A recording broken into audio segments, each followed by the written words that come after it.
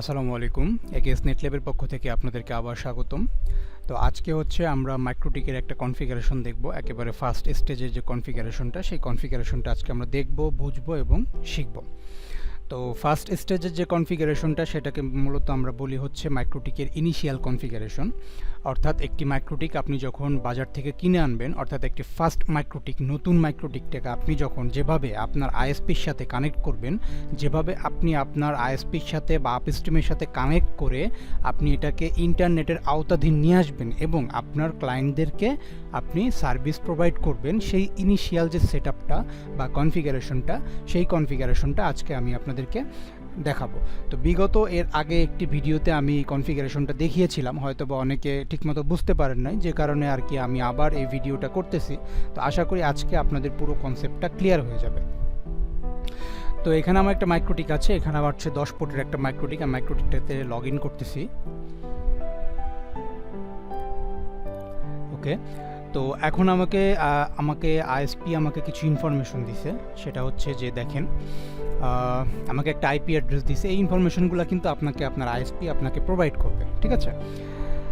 এগুলো আপনি নিজের ইচ্ছা মতো বসালে হবে না। এগুলো আপনি যখন আপনার আপস্ট্রিমের সাথে কানেক্টেড হবেন, তখন আপনার আপস্ট্রিম আপনাকে ইনফরমেশনগুলো দিয়ে দিবে। সো আমাকে একটা আইপি অ্যাড্রেস দিছে, আমাকে একটা সাবনেট মাস্ক, গেটওয়ে, ডিএনএস দিছে আমাকে 2টা। সো এইগুলো হচ্ছে আমাকে ম্যানুয়ালি 1 বাই 1 আমার মাইক্রোটিকে কনফিগারেশন করতে হবে, ঠিক আছে? তো ফার্স্ট অফ অল আমি যে কাজটা করব, আমি ইন্টারফেস থেকে আমি আমার পোর্টগুলোকে আমি ডিফাইন করে নিব। আমি ধরে নিচ্ছি যে আমার আপস্ট্রিমের থেকে যে পোর্টটা অর্থাৎ আমার আপস্ট্রিমের থেকে যে কেবলটা, যে ফাইবারটা বা কেবলটা যে আমার মাইক্রোটিকে আসছে, সেটা আমি ধরে নিচ্ছি আমার ইথার 1-এ এসে কানেক্ট হয়েছে। সো আমি এটাকে দিয়ে দিচ্ছি হচ্ছে WAN অথবা আইএসপি। আমি আইএসপি দিয়ে দিলাম ইথার 1, এবং আমি চাচ্ছি যে আমার ইথার 2 থেকে, অর্থাৎ 2 নম্বর পোর্ট থেকে আমি আমার লোকাল নেটওয়ার্ককে আমি কানেক্ট করব, অর্থাৎ আমার ক্লায়েন্টদেরকে আমি 2 নম্বর পোর্টের মাধ্যমে আমি তাদেরকে কানেক্ট করব। সেক্ষেত্রে আমি ইথার 2-তে যে আমি এইটাকে লিখে দিচ্ছি লোকাল। আমার ক্লায়েন্টটা হচ্ছে আমার লোকাল নেটওয়ার্ক। সো আমি এটাকে দিয়ে দিলাম হচ্ছে লোকাল। ওকে, আমার পোর্টগুলো আইডেন্টিফাই করা শেষ। এখন আমি হচ্ছে যে কাজটা করব, আমাকে আইপি প্রোভাইড করতে হবে। আমাকে আমার আপস্ট্রিম যে আইএসপি আমাকে যে কি বলে ইনফরমেশনগুলো দিছে, সেগুলো আমি এখন ম্যানুয়ালি একটা একটা করে অ্যাড করব। তো আমি চলে যাচ্ছি আইপি থেকে অ্যাড্রেসের ভিতরে। এখানে আমাকে আইপিটা বসাতে হবে। সো আমি আইপি পুরাটা কপি করে নিচ্ছি।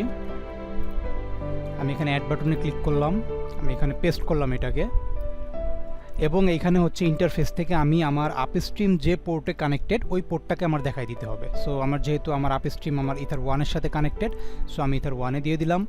আমি কমেন্ট সেকশনে একটু নাম দিলাম হচ্ছে আইএসপি পাবলিক আইপি। কমেন্ট সেকশনে আমি আমার বোঝার সুবিধার জন্য আমি নাম দিয়ে দিলাম, ইনলাইন কমেন্ট দিয়ে আমি এটাকে ডিভাইড করে দিলাম। এবার আমি আমার লোকালের জন্য একটা আইপি অ্যাড্রেস আমাকে বসাতে হবে, ঠিক আছে, আমার লোকাল নেটওয়ার্কের জন্য। সো আমি লোকাল নেটওয়ার্কের জন্য আমি যে কোনো একটা প্রাইভেট নেটওয়ার্ক আমি ইউজ করতে পারি। এখানে এটা আমার মন মতো, আমার ইচ্ছা মতো আমি একটা প্রাইভেট আইপি এখানে ইউজ করতে পারি।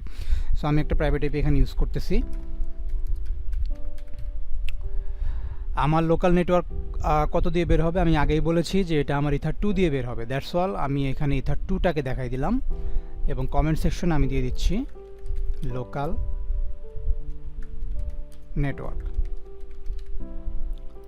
অ্যাপ্লাই দিলাম, ওকে দিলাম। That's all. আমার এখানে হচ্ছে আপস্ট্রিমের জন্য আইপি বসানো শেষ, এবং আমার লোকাল নেটওয়ার্কের জন্য আমার আইপি বসানো শেষ। এবার আমি যে কাজটা করব সেটা হচ্ছে যে আমি আমাকে যেতে হবে হচ্ছে আইপি থেকে, আমি চলে যাব হচ্ছে ফায়ারওয়ালের ভিতরে। আইপি থেকে আমাকে যেতে হবে ফায়ারওয়ালের ভিতরে।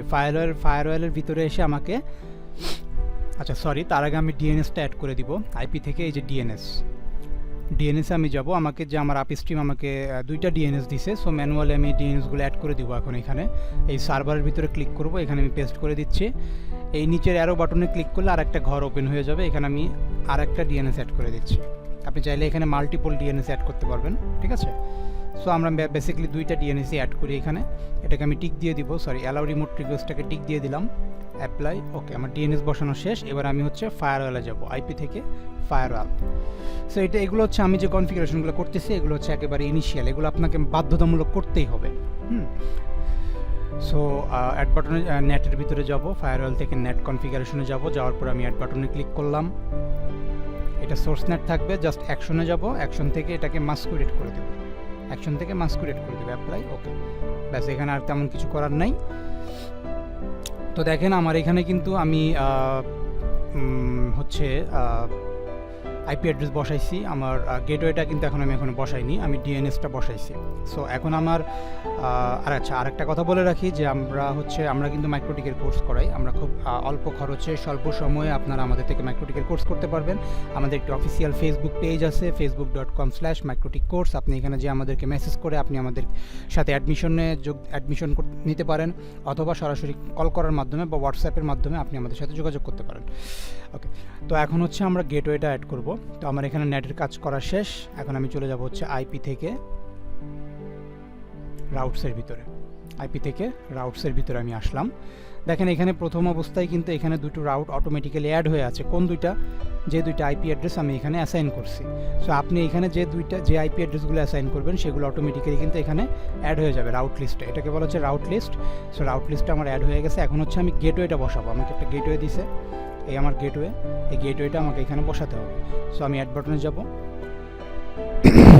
সরি।